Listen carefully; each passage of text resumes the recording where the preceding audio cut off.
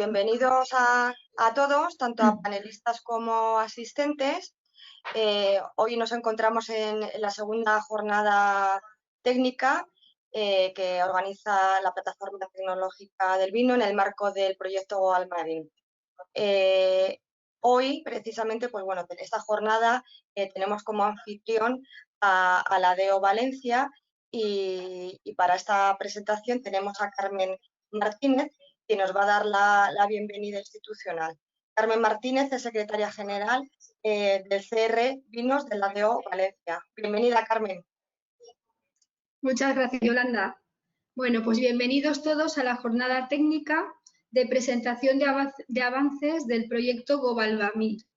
Esta iniciativa de la Plataforma Tecnológica del Vino es un proyecto de innovación multidisciplinar que tuvo sus inicios en 2018, con el objetivo de optimizar las propiedades físicas y mecánicas de las tinajas de barro para la elaboración y crianza de vinos de alta calidad. Cuenta con un presupuesto de 540.000 euros con el apoyo financiero de la Unión Europea a través del Fondo Europeo Agrícola de Desarrollo Rural y del Ministerio de Agricultura, Pesca y Alimentación. Para la denominación de origen Valencia supone un reto muy interesante, puesto que desde tiempos inmemoriales se han utilizado tinajas de barros para lograr vinos frescos, afrutados y de calidad, sobre todo en la subzona Clariano. Se han ido encontrando vestigios de este tipo de técnica. Con el paso de los años quedaron en el olvido. Hace una década se ha apostado por recuperar esta forma tradicional de crianza de los vinos, abanderado por el proyecto de Peña y la recuperación de su bodega fonda. A través de este proyecto esperamos conseguir que los consumidores valoren esta iniciativa que persigue recuperar la elaboración de vinos de calidad criados en tinajas y que logre la proyección nacional e internacional que merece. Muchas gracias a todos por asistir. Estamos seguros que esta jornada técnica va a ser muy fructífera para todos. Gracias. Muchas gracias, Carmen. Nada, a continuación tenemos a Ariana Portela, que es miembro de la Secretaría Técnica de la Plataforma Tecnológica del Vino, y ella nos va a contar más detenidamente en qué consiste este proyecto, el proyecto GoBalvamir. Muchas gracias.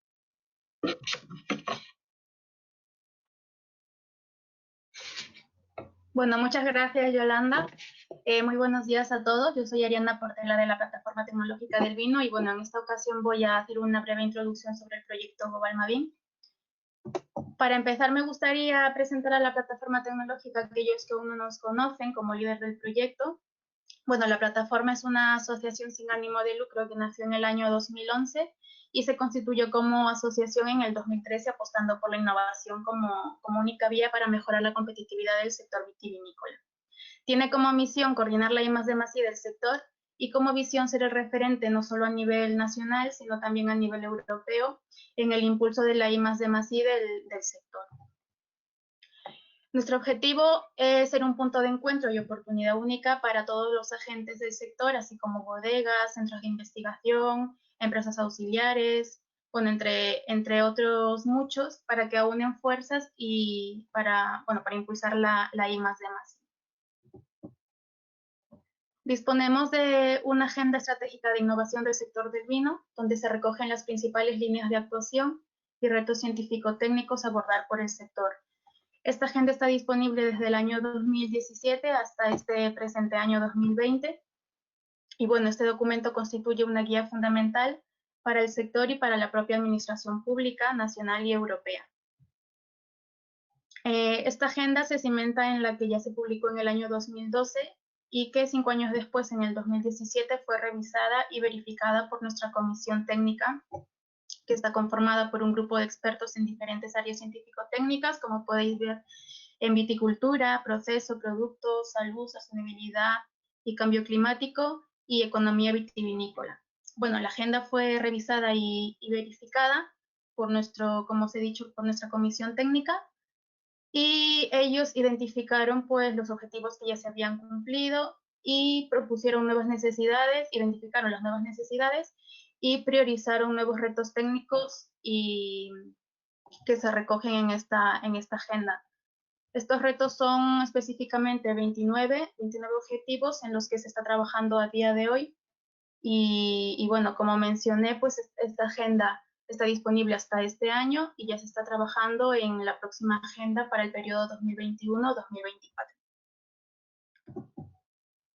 En cuanto a nuestros servicios, se dividen en tres grandes bloques. En primer lugar, dinamizamos y promovemos proyectos de I+D+I mediante el servicio de diagnóstico tecnológico, mediante la búsqueda de partners para los proyectos, en la promoción de jornadas técnicas para fomentar networking y, bueno, entre otras actividades. En segundo lugar, ofrecemos comunicar todo sobre los programas de financiación, novedades tecnológicas, hacer difusión de eventos y jornadas y apoyar en la transferencia de avances y resultados de proyectos. Y por último, ofrecemos cartas de apoyo con el fin de respaldar iniciativas innovadoras y proyectos de I+D+I. Además, hacemos de interlocutores con la administración pública para transmitirles todas las necesidades del sector en cuanto a I+D+I se refiere.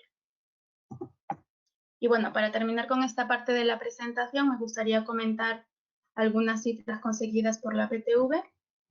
A día de hoy somos exactamente 190 socios y el año 2019 cerró con un total de 48 proyectos promovidos, de los cuales fueron aprobados 16.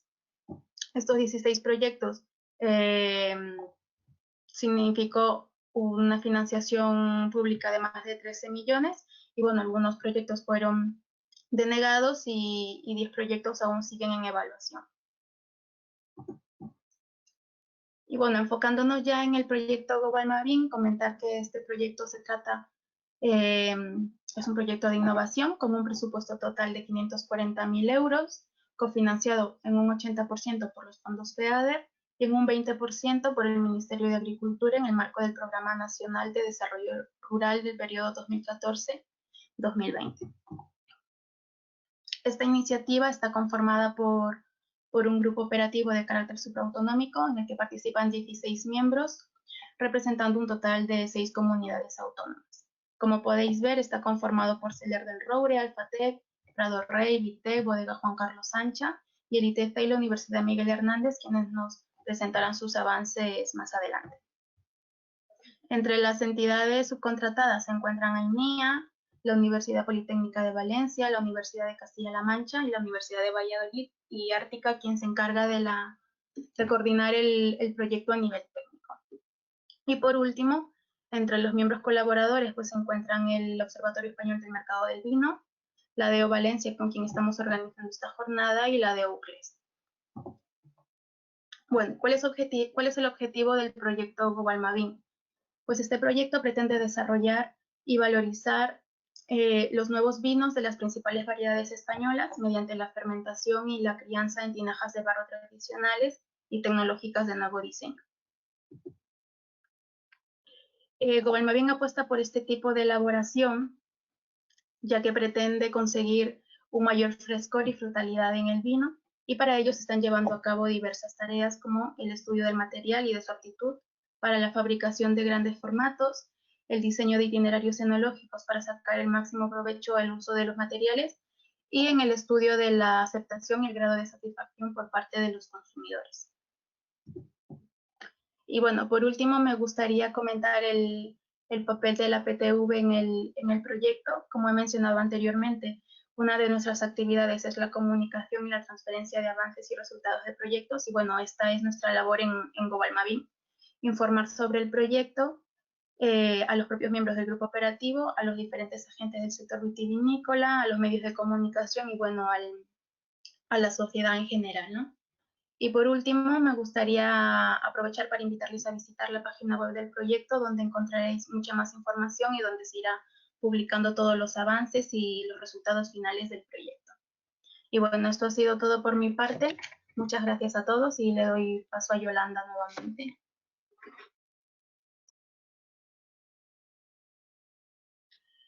Muchas gracias, Ariana. Ahora damos paso a Paqui Quereda, del Instituto de Tecnología Cerámica, el ITC, quien nos va a contar de forma muy didáctica, entre otros temas, el proceso de fabricación de tinajas de forma artesanal en relación a la fabricación de tinajas de forma tecnológica. Muchas gracias, Paqui. Gracias, Yolanda. Pues bueno, sin más voy a pasar a comentaros la participación del ITC en este proyecto.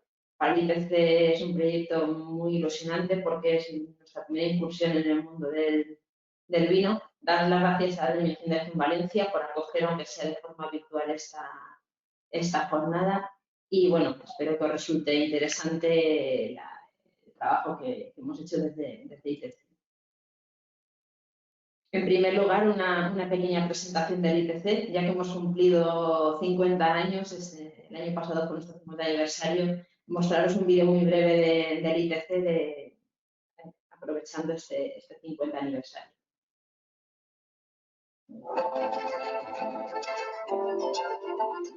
Nuestra andadura empezó hace 50 años con un claro objetivo: generar conocimiento para transferirlo al sector industrial de la cerámica.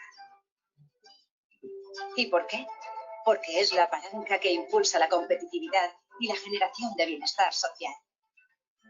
Poco a poco hemos ido alcanzando metas, a la vez que nos proponíamos nuevos retos. Las personas son el centro de todas nuestras políticas, porque son las que aportan la ilusión y el empeño que siempre han estado presentes en nuestro camino. Entendimos que no puede existir un mañana sin lo que hacemos hoy, y aplicamos nuestros esfuerzos en dotar a las empresas de herramientas competitivas ante un panorama global complejo. El mundo nos mueve, y nosotros movemos el mundo. Ante cada proyecto siempre nos preguntamos si será posible conseguir nuestros objetivos, y cuando vemos los resultados, pensamos que avanzar de forma sostenible para conseguir una sociedad mejor es posible. Trabajamos en más de 100 proyectos de investigación cada año, cursos de formación, servicios avanzados, participamos en foros y congresos internacionales, elaboramos artículos científicos para destacadas publicaciones y somos un centro de referencia mundial citado por prestigiosos autores como modelo de cooperación universidad-empresa. Nuestro modelo es pionero, gracias a nuestro compromiso y sentimiento de pertenencia. La cerámica es nuestra aliada y gracias a lo que hemos aprendido en estos años, podemos compartir nuestra experiencia con muchas industrias tractoras de la economía global: la aeronáutica, la aeroespacial, el automovilismo, la biomédica, la recuperación del patrimonio histórico y otras muchas más. Desde ITC queremos seguir estando contigo para ofrecerte soluciones, para darte asesoramiento, para navegar contigo hacia un mejor posicionamiento estratégico. ¿Es posible? Sí, lo es.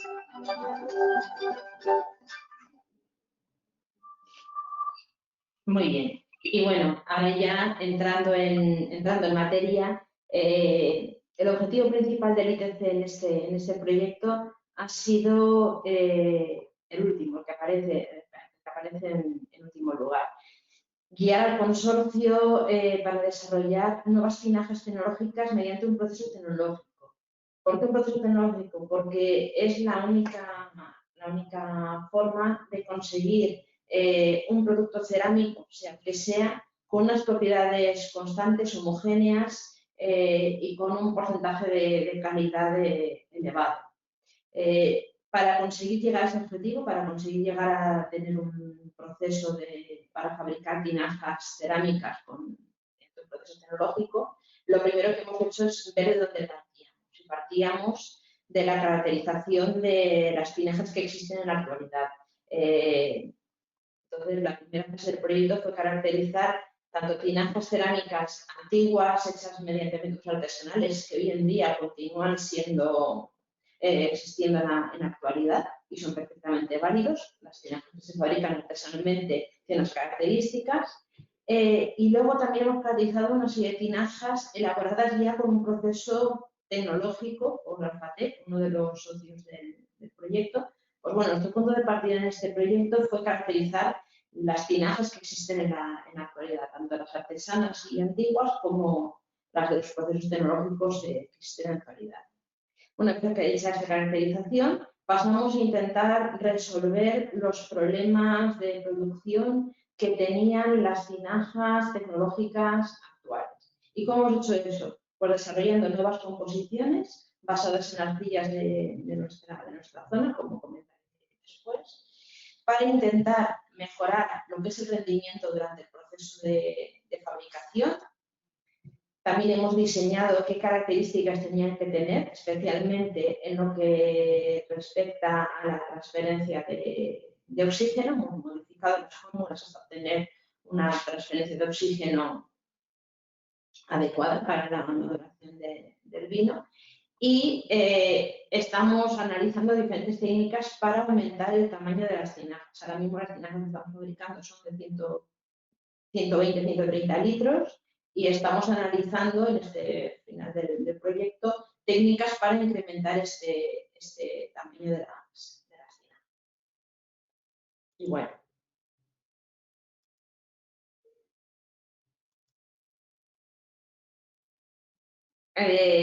Para que sepáis un poquito, los que no conocéis cómo se fabrican las tinajas, voy a mostrar un par de vídeos de procesos artesanos de fabricación de tinajas. Gracias a mi compañera Elena.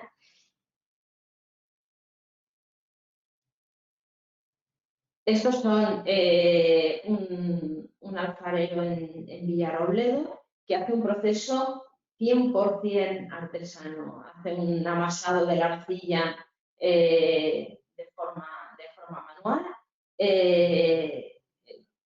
La cerámica, para tener las propiedades de las tinajas, hay dos procesos clave. Uno es el conformado, que es lo que está haciendo, lo que estáis viendo en el vídeo, el proceso de conformado, y luego un segundo proceso de cocción, que es el que le da las propiedades a cualquier producto cerámico. Estamos hablando de una baldosa, de una teja, de un sanitario, de una vajilla, de un ladrillo, etcétera, etcétera. Cualquier producto cerámico tiene dos etapas principales, que es el moldeado y la cocción. Aquí podéis ver eso, que es un proceso totalmente artesano. Ventaja de este proceso, que teniendo un horno de gran capacidad, como el que veremos enseguida en este vídeo, nos permite fabricar piezas del tamaño que queramos. El único limitante es el horno. ¿Por qué? Porque este conformado es totalmente manual. ¿Qué tiene como inconveniente este proceso? Que está muy sujeto a variabilidad, es decir, diferentes partes de la tinaja, como veremos después, van a tener características diferentes, es decir, no tendrá la misma transferencia de oxígeno cualquier parte de la tinaja. También depende mucho de que la arcilla que está utilizando haya variabilidad con el tiempo. Otros procesos artesanos no tienen una gran homogenización de la arcilla y eso hace pues, que de un lote de fabricación a las tinajas que se produzcan meses después, lo más habitual, tampoco lo puedo asegurar, pero los procesos artesanos es lo que tienen en general, es posible que las características de la arcilla vayan cambiando. Las arcillas son materiales naturales que van a dar propiedades diferentes en función del yacimiento, en función de la profundidad a la que se extraiga la arcilla. Y por lo tanto, vamos a tener tinajas como ventaja de volúmenes elevados, muy grandes, ¿de acuerdo? Hasta de 5.000, 8.000 litros creo que se fabrican, pero con características variables y que además van a sufrir deformaciones en la cocción porque este moldeado no permite tener un material con una alta consistencia que no deforme excesivamente en la cocción. Voy a avanzar para enseñaros el horno.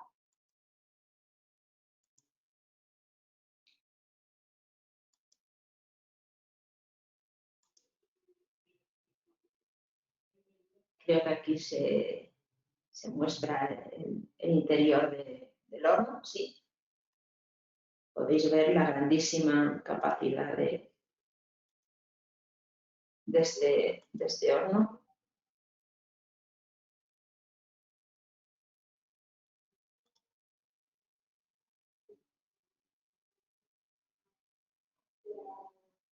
Son hornos que funcionan con leña. Eso también hace que haya que la homogeneidad de temperaturas dentro del horno sea diferente y por lo tanto las propiedades de las piezas también van a cambiar de una zona a otra del horno.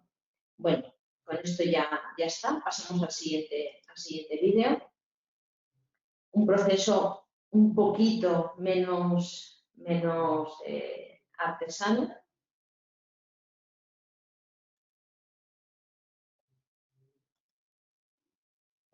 En este caso, en Torrejoncillo, Cáceres, también están fabricando tinajas, pero en este caso, fijaros, ya hay una operación tecnológica que sería el proceso de extrusión, es lo que estoy diciendo ahora mismo en el vídeo.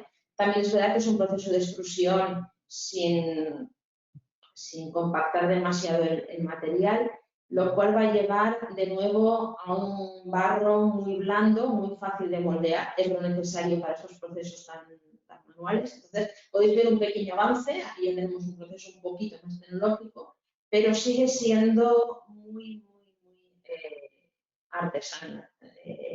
Entonces, esto es un poquito lo que existía en la antigüedad y, como os digo, estas empresas siguen fabricando y las ventajas son, como os digo, que pueden realizar tinajas de volúmenes muy elevados. Ya está. Damos el vídeo. Volvemos a la presentación. Muy bien. Pues bueno, ese tipo de tinajas son las que tienen tanto Seyel del Roure como Prado Rey, dos de las bodegas que participan en el proyecto. Fijaros el volumen de estas tinajas, hay de hasta 8.000 litros, como decía. Las imágenes están clarísimas, el volumen de estas tinajas. Comentaros que muchas de ellas necesitan recubrirse y mineralizarse para evitar el traspaso del vino, para que no haya el fenómeno de sudado. ¿De acuerdo? Y estas tinajas, aquí os hemos mostrado una pequeña tabla resumen de las características de tinajas de Prado Rey. Evidentemente no hemos roto una tinaja para medir sus características, eran tinajas que ya estaban rotas. Y nos mandaron fragmentos de tinajas tanto del cuello de la tinaja como de la panza, como de la base. ¿De acuerdo? Y fijaros, del cuello y de la base solo teníamos una pieza, pero de la panza teníamos varias, por eso muestro un intervalo. Fijaros, os podéis quedar, por ejemplo, con el dato de porosidad, que la porosidad varía de forma significativa desde la base hasta el cuello, ¿de acuerdo? Hay un gradiente de porosidad. La base está más sinterizada, tiene menos poros y conforme vamos avanzando en la altura de la tinaja, cada vez el producto es más poroso y llega un momento que es prácticamente más del 50% superior la porosidad. Y además son valores de porosidad muy altos. Es un producto muy poroso que si no se impermeabilizara daría problemas de sudado. Luego pasamos al siguiente tipo de tinajas, que son, como os comentaba, las que fabricó Alfate, uno de los socios del proyecto, antes de empezar este proyecto Global Mapping. Fabricaron estas tinajas. Luego en la ronda de preguntas está Borja de Alfate para contestar a cualquier pregunta que tengáis sobre estas tinajas. Estas tinajas, como os decía, son de aproximadamente 130 litros. Hay tanto de color rojo como de color blanco, con características muy diferentes, como veremos ahora después. Y estas ya es un proceso tecnológico, ya es un proceso en el cual la tinaja se va a fabricar, el material se va a fabricar con una extrusión a una alta consistencia, es decir, utilizando poca agua para que el barro sea muy duro y no deforme tanto en el secado de la pieza ni en la cocción. Son arcillas de la zona del sur de España porque estas tinajas las ha fabricado un ceramista de la zona de Andalucía, con lo cual utilizo arcillas de esa zona. Las arcillas de Andalucía en general se caracterizan por ser arcillas de baja temperatura de cocción, son metros de cocción de con mucho 1000 grados centígrados, ¿de acuerdo? Que permiten obtener un producto relativamente sinterizado a bajas temperaturas de cocción. ¿Qué problema tenían? No tenían una estabilidad dimensional elevada, es decir, en las tinajas la principal, junto con la transferencia de oxígeno, la otra característica de muy alta importancia es que sean estancas, es decir, que cuando tengan el cierre, como podéis ver aquí la tapa esta, no haya una transferencia de oxígeno por el cierre. La transferencia debería producirse idealmente solo por el marco de la tinaja. Entonces, estas tinajas, esa estabilidad dimensional no era alta, es decir, la boca y el cuello estaban deformados, en la cocción se deformaban. Eso es un fenómeno habitual cuando se trabajan con arcillas fundentes, arcillas de baja temperatura de cocción, porque sinterizan, forman el vidrio, endurecen de forma rápida y eso hace que pequeñas diferencias de temperatura dentro del horno van a conducir a que la pieza contraiga de forma diferencial. Pensad que la tinaja en crudo tenía un volumen de unos 160 litros y fijaros lo que se está reduciendo tras la cocción. Otro de los problemas que tenían es la productividad, era muy reducida. Muchas de las tinajas sufrían defectos tanto en el secado como en la cocción, por lo tanto, de cada a lo mejor 4 tinajas, pues a lo mejor solo una llegaba a producirse, a acabar el proceso. Y luego en el caso de la dolia blanca, en el caso de la tinaja blanca, tenían un problema de sudado, es decir, su porosidad era más elevada de lo requerido y daban problemas de sudado. Y bueno, a ver si me dejan. Aquí tenéis un vídeo de cómo se fabricaban estas tinajas Dolia.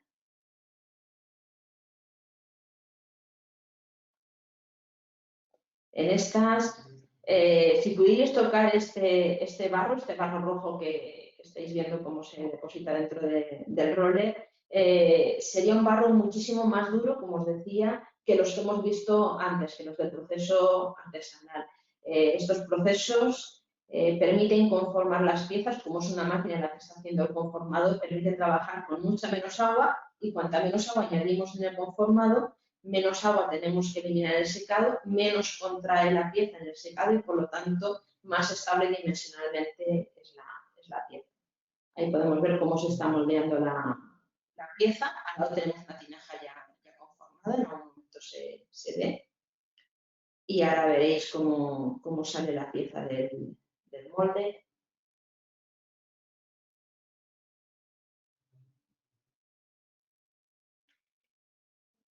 Este proceso, como podéis ver, asegura una gran homogeneidad, asegura que la pieza, en principio, si el horno no tuviera excesivos gradientes y las horquillas se comportaran de forma estable, permitiría obtener una pieza con una homogeneidad de características elevada, mucho más elevada que las tinajas artesanas.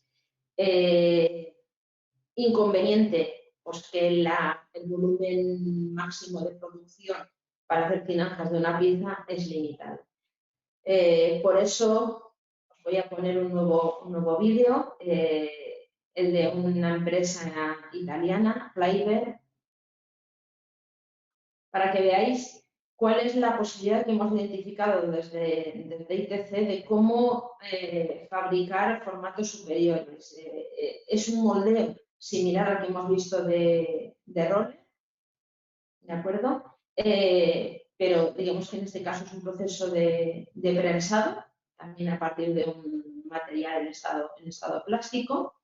Es un prensado con moldes de escayola, en el cual podéis ver que la tinaja se hace por partes, se hace una mitad. Hay tinajas que son simplemente las dos semiesferas unidas por el centro.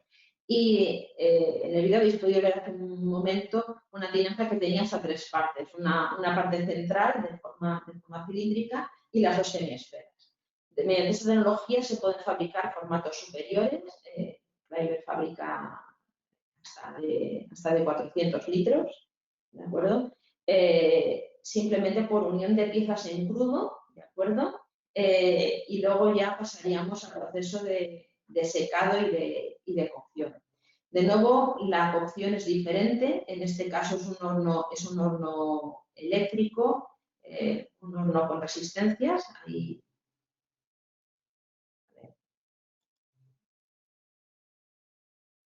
Aquí podéis ver el horno en el que se cuecen las tinajas. Es un tipo de horno en el cual estamos asegurando mucho más la homogeneidad de temperaturas, ¿de acuerdo? Pero, como os decía, los procesos tecnológicos tampoco, evidentemente, se pueden llegar a los volúmenes de tinajas que comentábamos antes de 2.000, 5.000, 3.000, 8.000 litros. Bueno, ya con esto ya paramos el vídeo. Creo que ya os habéis hecho una idea de cómo los diferentes procesos para fabricar las tinajas. Dentro del proyecto hemos caracterizado este tipo de tinajas. Recordad las antiguas, aquí tenéis el dato de porosidad, entre el 18 y el 27%. La dolia roja es un producto mucho más sinterizado, un producto que ha grasificado más, con mucho menor volumen de poros, prácticamente no tiene permeabilidad al aire, tiene la justa y suficiente para microoxigenar el vino durante el proceso de maduración. La dolia blanca tiene más porosidad, por lo tanto es más permeable, es decir, el aire entra con más facilidad en la tinaja.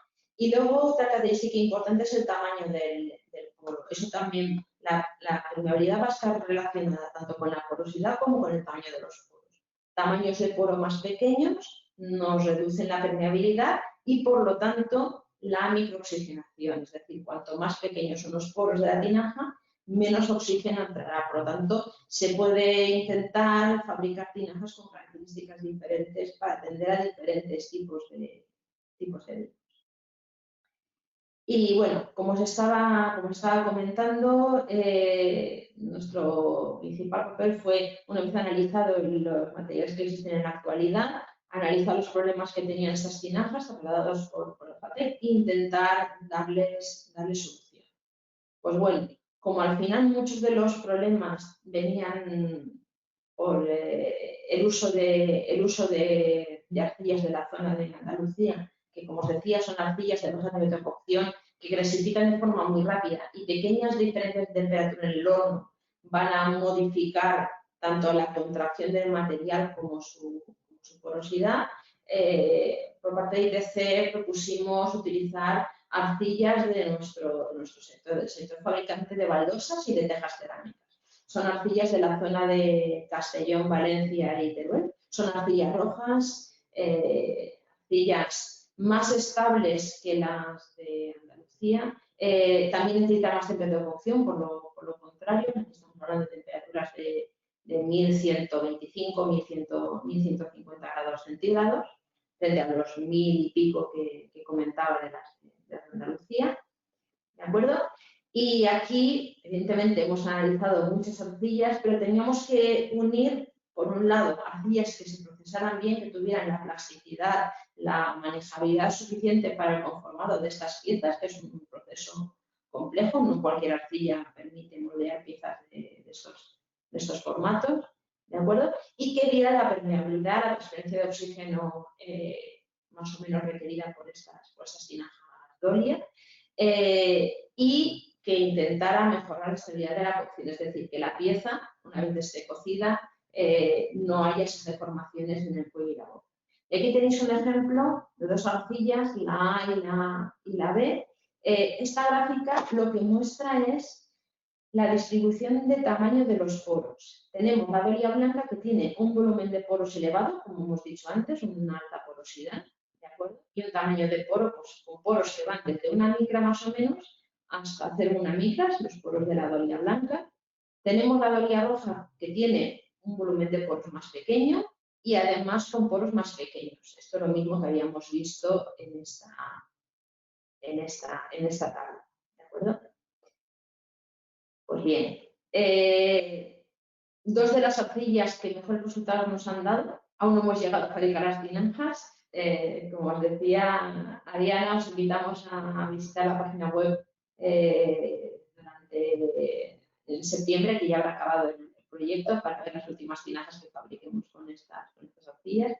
Pero bueno, aquí tenéis dos arcillas de nuestra zona que se han comportado bien dimensionalmente en las pruebas de laboratorio en el horno. Son materiales que pequeñas diferencias de temperatura en principio no van a modificar de forma excesiva ni su porosidad, ni su estabilidad dimensional, ni su contracción. Y como veis, pues jugando con el tipo de arcilla podemos ir a un tamaño de poro o a otro y por lo tanto a más o menos permeabilidad. Y ahora estamos acabando de ajustar esa fórmula y esperando hacer las pruebas industriales para fabricar las tinajas, principalmente con una mezcla de estas arcillas, que como os digo son arcillas rojas de la zona de Castellón, Valencia, Teruel, de las que se utilizan para fabricar baldosas y tejas. Y bueno, con estas arcillas, pues como podéis ver, lo vemos en la gráfica, que lo vemos en valores, llegamos a porosidades en general inferiores o del mismo orden de la doria roja, con lo cual nos aseguramos que no va a dar problemas de sudado, con pequeños valores de permeabilidad, ¿de acuerdo? Y bueno, arcillas muy estables dimensionalmente. Por lo tanto, pensamos que con estas, por lo menos mejorar la estabilidad dimensional y mantener las características de transferencia de oxígeno y de permeabilidad de la doria roja lo vamos a conseguir. Por tanto, como conclusión, hasta que podamos mostraros la foto de las nuevas tinajas, que como os digo, la pondremos en la página del proyecto, pequeño resumen de todo lo que tenemos hasta ahora. Tenemos tinajas tradicionales y tinajas tecnológicas que tienen propiedades heterogéneas entre diferentes zonas. Evidentemente, las tecnológicas menos que las tradicionales, ¿de acuerdo? También otro de los problemas que tienen tanto las tradicionales como las tecnológicas es que no hay dos tinajas iguales. De nuevo, estas diferencias son mucho mayores en las tradicionales que en las tecnológicas. Por otro lado, la alta porosidad. En algunos casos es necesario un proceso de impermeabilizado para evitar el sudado del vino. Nuestras tinajas, en principio, ajustaremos la temperatura para conseguir que tengan una baja porosidad, para que no haya problemas de sudado. Y en resumen, tinajas de propiedades homogéneas con un pequeño tamaño de poro. Las tradicionales no os he mostrado la imagen, pero tienen una microestructura muy heterogénea. Hay zonas donde los poros son más grandes, donde son más pequeños, etcétera, debido a este proceso de conformado manual. Y bueno, yo creo que con esto queda más o menos claro lo que queremos conseguir con el proyecto Gobalmavin. Como decía, es fabricar tinajas mediante un proceso tecnológico y mejorando la estabilidad dimensional respecto a las actuales. Así que nada, daros las gracias por haberme estado escuchando. Espero que haya sido muy interesante y cualquier duda que tengáis de esto, pues después en la ronda de preguntas, pues encantada de responder. Muchas gracias, Paqui. Muy interesante tu presentación y gracias por explicarnos el papel del ITC dentro del proyecto Gobalmavin. Ahora y para finalizar, y en representación de la Universidad Miguel Hernández de Elche, tenemos a David López, que nos va a presentar un análisis sobre la aceptación de los vinos de tinaja por parte de los consumidores europeos. Adelante, David. Hola, buenas tardes ya.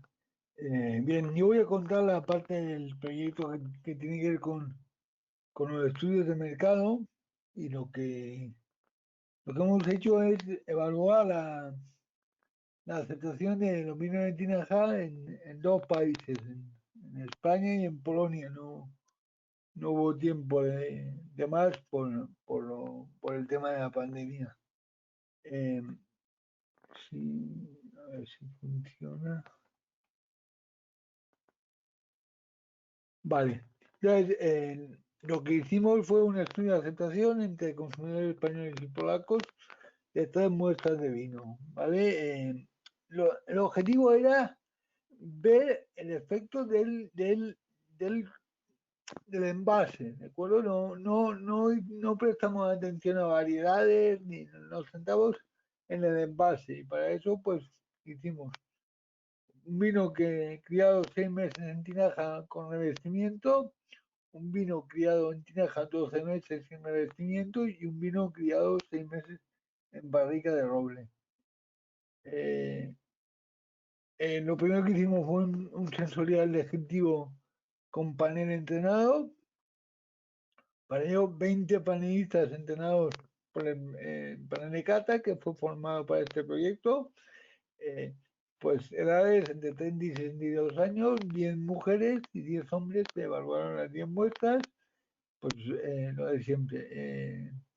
25 mililitros en una copa transparente normalizada. Esto es muy importante. Aquí sí que se usó copa normalizada. Luego en los estudios de consumidores no, porque es que la gente lo suele preguntar y lo aclaro ya. En el panel entrenado sí que usamos copas normalizadas, catavinos. En los estudios de consumidores no, ¿vale? Porque se evalúa otra cosa. Bueno, pues eso. Temperatura ambiente fija y con luz blanca. Y entre cada muestra se da agua y galletas sin sal para evitar interferencias entre las muestras. Entonces, ¿qué evaluamos? Pues alcohol, carácter afrutado, carácter floral, vegetal, especiado, animal, mineral y tostado, tanto olor y sabor. Y luego sabores básicos, dulce, ácido y amargo. Luego la astringencia, el por gusto y la intensidad de color. Eso es lo que evaluó el panel de cata y se usó una escala de 10 puntos para cuantificar la intensidad de cada atributo. 10, intensidad alta, 0, intensidad baja o nula. Bien, luego la segunda parte del estudio fue el sensorial afectivo, como he dicho antes, y aquí lo que hicimos fue 300 consumidores en España y 300 en Polonia. Y reclutamos a los consumidores, en este caso no estaban formados, porque el objetivo es conocer lo que opinan los consumidores, y se reclutó por medio del correo electrónico. En España el perfil fue el siguiente, lo tenéis ahí, 59% hombres, 41% mujeres, 69% de la muestra entre 18 y 24 años, 16% 25 a 39, 20% 40 a 59 años y el último 2% grupo de 60 a 64 años. Y en Polonia, pues algo parecido, 29% hombres, 24 y 51% mujeres. El 33% grupo entre 18 y 24 años, el 49% al grupo de 25 a 39, el 15% al grupo de 40 a 59 y el 3% restante al grupo de 60 a 74 años. Pues eso, el cuestionario se tradujo al polaco y después del polaco al castellano para evitar malentendidos de traducción.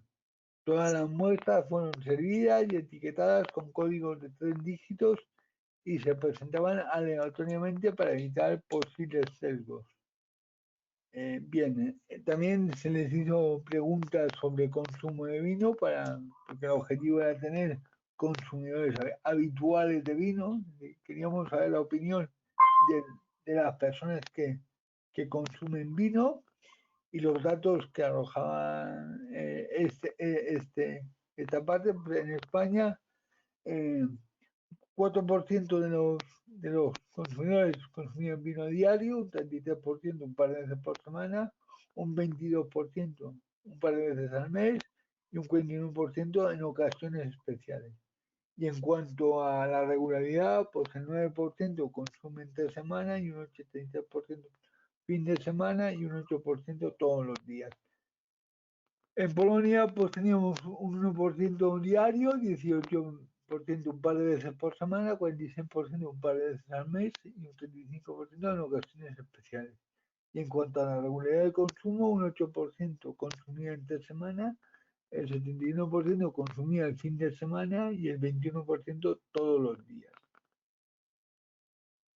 En cuanto se les preguntó cuánto les satisfacía el vino que tenían en la copa, ¿vale? Pues, y se mide con una escala hedónica de 9 puntos. 9 puntos me gusta mucho, extremadamente, 5 un 5 ni me gusta ni me disgusta, y si le ponen un 1 significa que le disgusta extremadamente, ¿vale? Y con eso calificamos la intensidad de cada atributo con un tipo de preguntas que ahora verán que se llaman Just About Right.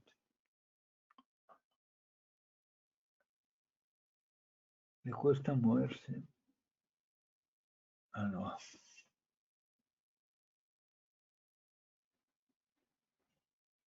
Se ha quedado parado.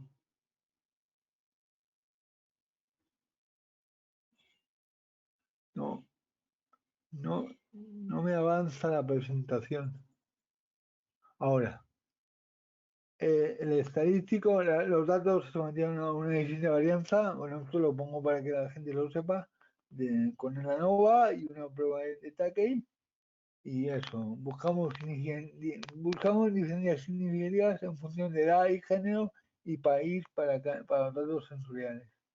Y luego hicimos una análisis de penalización para saber, este método se usa para detectar posibles mejoras de las muestras. Esto lo usan mucho las empresas para ver cómo mejorar un alimento. Vale, y luego, bueno, cómo se midió. ¿Vale? Ahora hemos representado esto gráficamente y ahora veréis. Bueno, y el paquete estadístico que usamos fue el XLSAT Premium 2006 y esta gráfica. Vale, esto es el cartel tipo que se les presentó para presentar las cartas. ¿Vale? Este es el mantel en el que se ponían las muestras. Y este es un modelo de cuestionario para que vean lo que se les pregunta. ¿Vale? Estas son las preguntas que he dicho antes de Just About Right. El consumidor solo tiene que marcar una cruz. O sea, es muy simple de responder para evitar que el encuestado se canse. Bueno, pues esta es la primera hoja, esta es la segunda hoja y esta es la tercera hoja del cuestionario. Les pregunta lo que he descrito.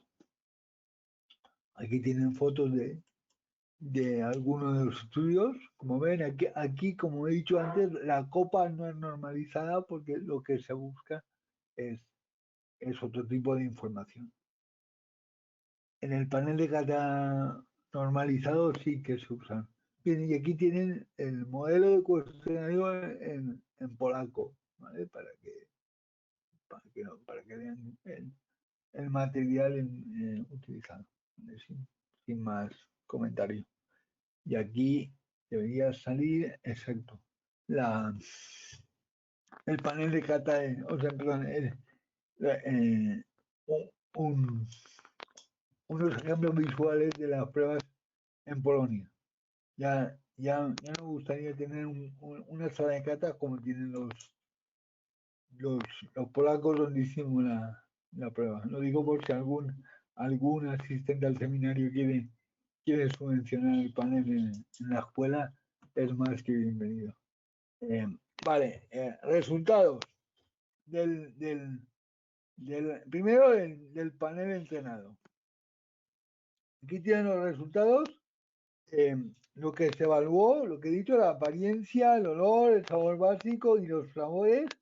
Lo más interesante es que el vino número 1, el que ha estado 6 meses en tinaja recubierta, puede verse como tiene los valores más bajos, excepto en el amargo, ¿vale? En el amargo. En todos los demás atributos los resultados del panel de cata entrenado muestran que el vino 2 y el vino 3 tienen mayor intensidad. Esto luego lo comentaremos, ¿vale? Entonces, lo que he dicho, el vino 1 es el que presenta los valores más bajos, excepto para el amargor, y los vinos 2 y 3 tienen algunas diferencias interesantes. El vino 2, que es el que está en contacto con la tinaja, tiene un olor y un sabor más mineral y es más astringente. La hipótesis es por la migración de algún tipo de mineral del recipiente de la arcilla al vino. O sea, esa es la hipótesis que manejamos. Y el vino 3 pues tiene el característico olor y sabor a tostados, vainillas, debido al contacto con la madera de roble, y además tiene un gusto más largo, creemos que debido a eso. El resultado del sensorial afectivo, esto va a ser como un partido de fútbol, España versus Polonia. Pues en el primer vino, pues aquí podemos ver cómo Polonia prefiere, lo pueden ver porque la casilla de la derecha arriba está más vacía, ¿no? El vino es preferido por los consumidores polacos frente a los consumidores españoles. Aquí gráficamente se ve mejor, ¿vale? Cuanto más grande es la parte azul y roja, la azul oscura, perdón, más valorado es este vino por ese consumidor. Entonces pueden ver cómo las franjas son más amplias para los consumidores polacos. Esto significa que prefieren este vino, que este vino les gusta. Y digo, se repite para todos los parámetros valorados. Y aquí igual que son el alcohol, la fruta, ¿vale? O sea, bien. En el caso del vino criado 12 meses en tinajas sin ningún tipo de revestimiento, la cosa cambia. ¿Ven? Si se fijan, como en este caso, el consumidor polaco dice que tiene demasiado. La casilla esta, la casilla de la derecha arriba, está más llena, ¿vale? Y se ven claramente las diferencias de nuevo entre España y Polonia, ¿vale? Este vino también es valorado de manera diferente entre España y Polonia, pero además no fue el favorito para ninguno de los dos países, ¿vale? Y aquí tienen los atributos, aquí ya hay más variabilidad. En unos casos hay unos parámetros que los polacos valoran más y en otros los valoran los españoles, ¿vale? Aquí se me ha ido el segundo, es lo mismo, con el por gusto, la fruta, aquí, ¿vale? Estos son resultados que si alguien tiene interés podemos consultar más despacio después. Lo importante, repito, es que no fue el vino más valorado para ninguno de los dos países. El último vino es digamos, el más clásico, el criado 6 meses en barrica de roble. Y aquí podemos ver cómo los que lo prefieren son los españoles. Se ve claro la diferencia. Gráficamente se ve muy claro que es percibido de manera diferente por los consumidores polacos y los consumidores españoles, pero además es más valorado por parte de los consumidores españoles. Y de nuevo, en los atributos, quitando el color, en casi todas los atributos hay preferencia o mucha similitud entre consumidores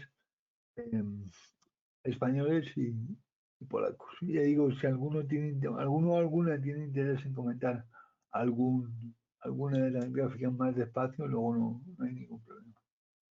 Vale, bueno, lo mismo. Bien, entonces lo que he dicho, los consumidores muestran un alto grado de satisfacción por la dulzura, acidez y astringencia del vino 1, es lo que más destacan, es lo que les gusta, y esto es especialmente cierto en el caso de los consumidores polacos.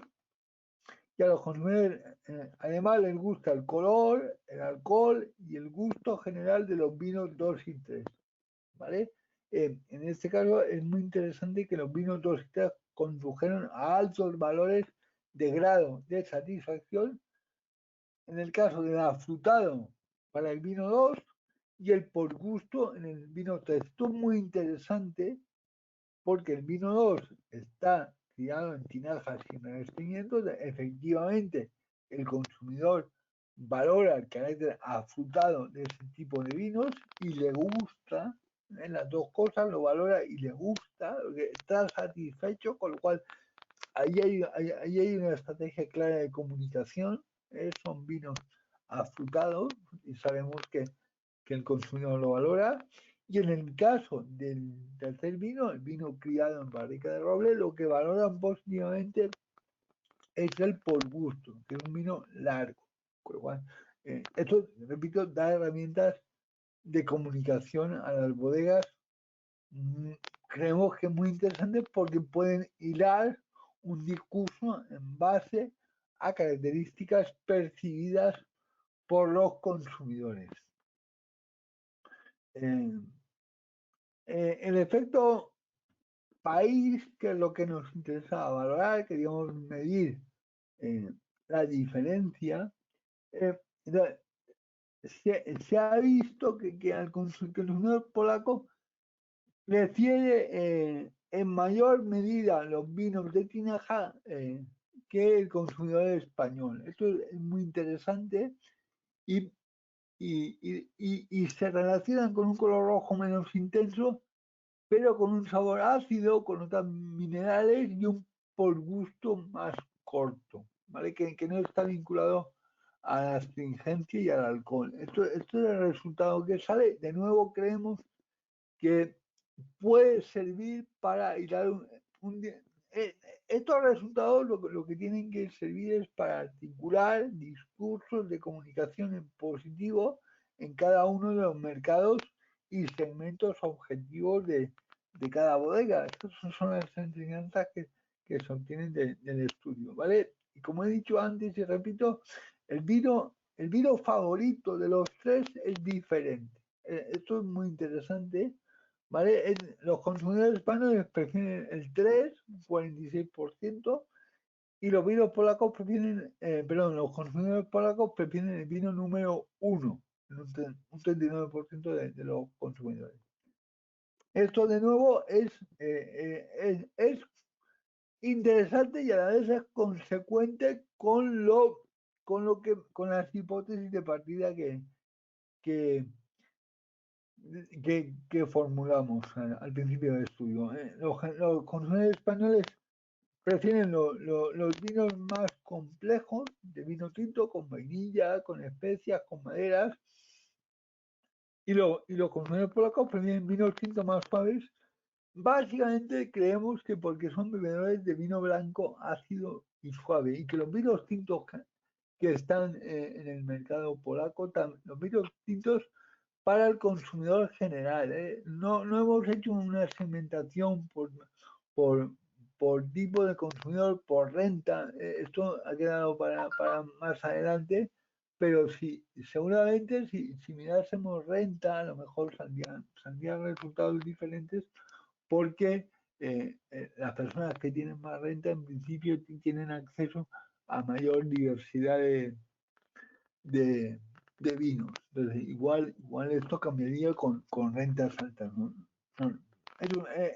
Es otros estudios, como luego comentaré. Pero repito, el consumidor medio polaco pues tiene acceso a vinos blancos, ácidos y suaves, básicamente. Vale, el valor medio de satisfacción de los vinos estudiados en España y en Polonia fue de un 6, alrededor del 6. 5,7 y 5,9 respectivamente. ¿Esto qué significa en castellano? Que los vinos fueron apreciados ligeramente. Esto debe leerse como una buena noticia, ¿de acuerdo? A los consumidores les ha gustado estos vinos. ¿Por qué? Porque hay un sesgo instintivamente, sin darnos cuenta, cuando nos preguntan en las escalas estas, solemos puntuar hacia el medio, solemos puntuar hacia el medio. Entonces, tener un 6 significa que la mayoría de los consumidores nos ha valorado positivamente. Un 6 implica un alto grado de satisfacción. Esto es muy interesante para estrategias de entrada a nuevos mercados, como puede ser el mercado centroeuropeo, como es el polaco al final, ¿de acuerdo? Bien, las tendencias de esta satisfacción son diferentes en cada país y coinciden con los comportamientos que he descrito hasta ahora. Bien, lo primero que tenemos que tener claro para interpretar los datos, y es muy importante, es que el consumidor tiende a valorar más aquello que está acostumbrado a beber, ¿vale? Y esta regla en este estudio se ha cumplido. El consumidor español ha valorado más el tipo de vino que está acostumbrado a beber, el vino número 3. Y el polaco ha valorado el tipo de vino que está acostumbrado a beber, el vino número 1. Bien, para los consumidores españoles el factor favorito ha sido el alcohol y el dulzor. Y para los polacos ha sido el color y el por gusto. Esto repito, debe servir para hilar estrategias de comunicación. Esto nos está diciendo qué valoran los consumidores de estos productos. Bien, como conclusiones, lo más importante de todo lo que se ha dicho es que la aceptación de estos vinos es evidente, especialmente entre consumidores que busquen nuevas experiencias, porque son productos diferentes, pero que casan con lo que están acostumbrados a beber en cada país, lo cual es interesante. Las diferencias encontradas entre españoles y polacos creemos que son derivadas de los diferentes gustos y tradiciones de cada país, tradiciones gastronómicas. Repetimos, los consumidores españoles son básicamente consumidores de vinos tintos fuertes y los polacos básicamente bebedores de vinos blancos, ácidos y suaves. Y hace falta estudios, como he dicho antes y repito, hace falta estudios con mucha más profundidad para conocer con más detalle las características de los consumidores de estos vinos con el objeto sobre todo de hilar más las estrategias de comunicación focalizadas para cada uno de los segmentos. Y con esto yo he terminado y estoy a disposición de las preguntas que me quieran hacer. Muchas gracias. Muchas gracias, David, por tu intervención y nos quedamos como conclusión la necesidad de reforzar con más estudios. Bueno, ahora pasamos a la parte de ronda de preguntas. En esta parte contamos con la presencia de Pablo Calatayud, del Celler de Roure, y por parte de Alfatec contamos con Borja Jarque y con Justo Venegas. Por favor, para los asistentes, los que quieran hacer alguna pregunta a los panelistas, pues se puede hacer o bien a través de preguntas o bien levantando la mano. Muchísimas gracias y estamos a vuestra disposición.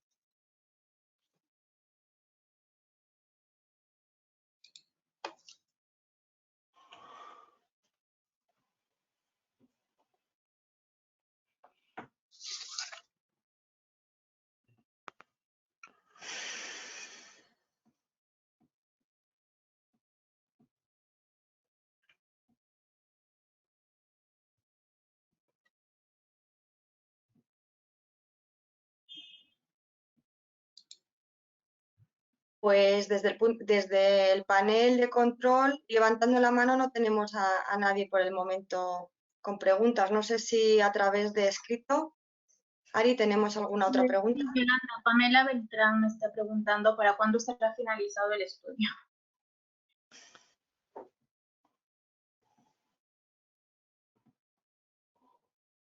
David, yo creo que esta es una pregunta que va dirigida a ti.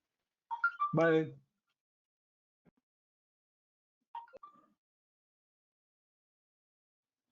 Por favor, Ari, ¿puedes repetir la pregunta de Pamela? Sí, ¿para cuándo estará finalizado el estudio? ¿Qué estudios de consumidores? A ver, ahora es que hay varios resultados esperados. Este es Sí, el uno. de consumidores. Dice que sí, el de consumidores. El de consumidores está terminado. Es decir, no está previsto hacer más estudios de consumidores.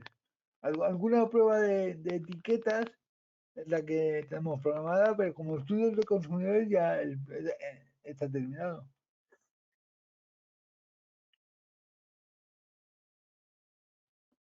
Pregunta si no habrán otros países en los que se realicen los estudios. Es que el problema que hemos tenido es la pandemia. Estaba previsto en varios países, pero no ha podido ser. Es que hemos estado 3 meses confinados.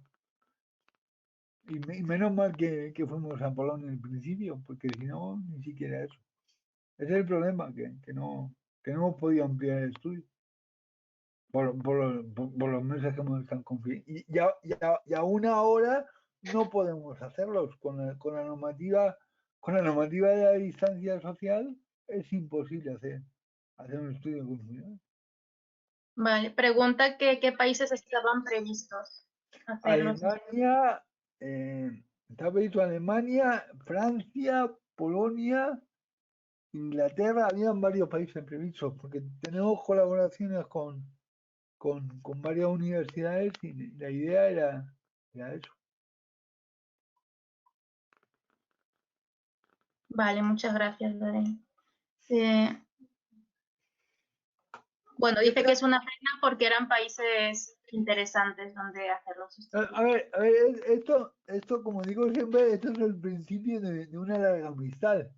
El hecho de que el proyecto termine no implica que no sigamos con estas cosas, ¿vale? Yo espero poder continuar haciendo porque aparte a mí me interesa a nivel personal me interesa estudiar el comportamiento del consumidor de vinos a nivel europeo, porque creo que hay un montón de factores explicativos del comportamiento de compra y de consumo de vino que creo que no estamos teniendo en cuenta como sector y que podrían ayudar a aumentar las ventas y el valor de esas ventas. Creo que estudios de este tipo que sirvan para conocer qué atributos valoran los consumidores puede servir para, por ejemplo, cambiar el discurso tanto institucional como de cada bodega. O sea,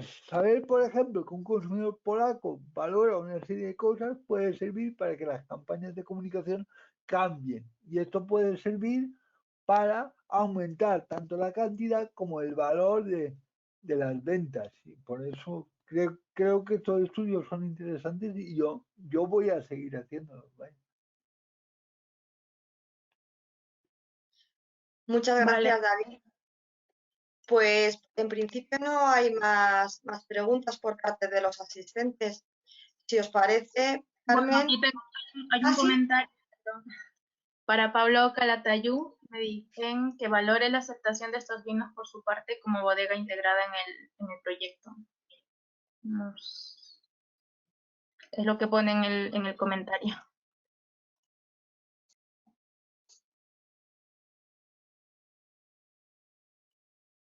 No te escuchamos, Pablo. Ahora sí. A ver, hola. ¿Hola? Sí, ¿Ahora sí? Sí, escuchamos, sí. Perfecto. La pregunta era que valore mi opinión sobre el resultado del estudio, ¿no? Sí.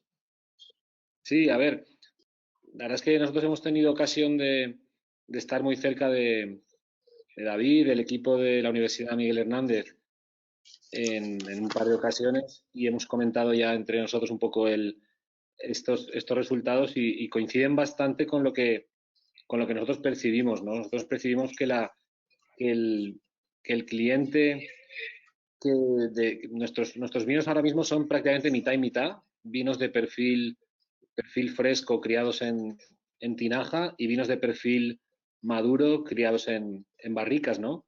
Y la verdad es que nos gusta, vamos a intentar seguir en esa línea porque nos parece muy interesante y nos ayuda de alguna manera a mostrar nuestro paisaje, podríamos decir, en dos idiomas casi, ¿no? De dos maneras, ¿no? Nosotros pensamos que los vinos que criamos en barrica de roble nos ayudan a presentar o a mostrar cómo es el Mediterráneo, vamos a decir, a pleno sol. Son vinos más intensos, más cálidos también.